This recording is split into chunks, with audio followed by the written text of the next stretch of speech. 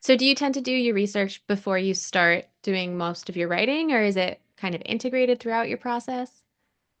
I think I do an initial deep dive of whatever's interesting me at that moment because I am heavily influenced by what I find. And I find amazing gems all the time. So, just as another example, my Christmas novella, Snowed In with the Scoundrel, it's based on a Seattle female photographer from 1909. And when I found that, I was like, oh my gosh, like I want to write her story.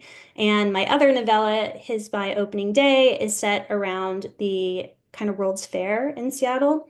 And again, that was based on so many of the things that actually happened at the World's Fair. And so when I find these things in history, they just shout to me, like, this is your story, include this. And so I love that. But at the same time, it can be a double-edged sword because I'm like, but I haven't found the perfect detail. And then, 4 days later, I'm still reading through research. So I'm trying to get better at saying it's okay for you to invent something. This is fiction.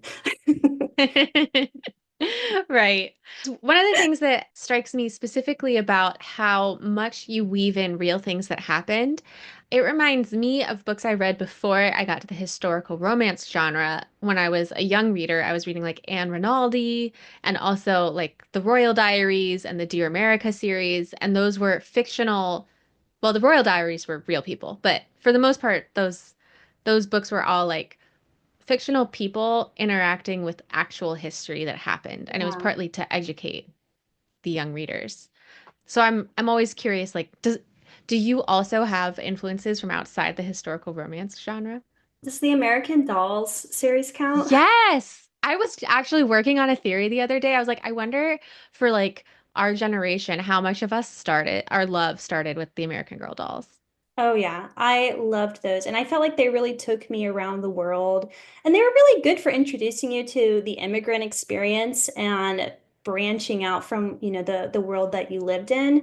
So honestly, probably most of my influences are children's literature or young adult. I think so many of those definitive books like Lois Lowry, a lot of like World War II, just I remember reading those over and over. Anne of Green Gables, just Mm. things that I think were so formative at that time.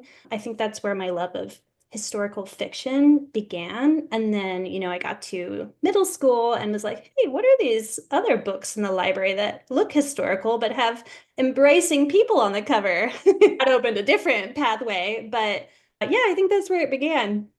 Yeah. Was there one that you identified with the most?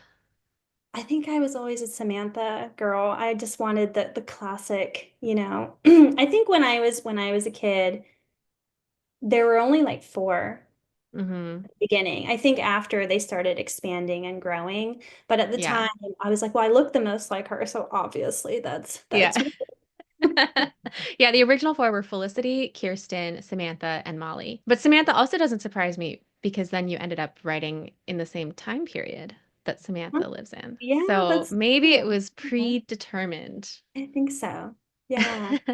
And determined a little bit by Anne of Green Gables. I think it's kind of the same time. Yeah. Different side of the continent, but yeah, puff sleeves are still kind of a thing. So Yeah, exactly. You'll write in the puff sleeves era.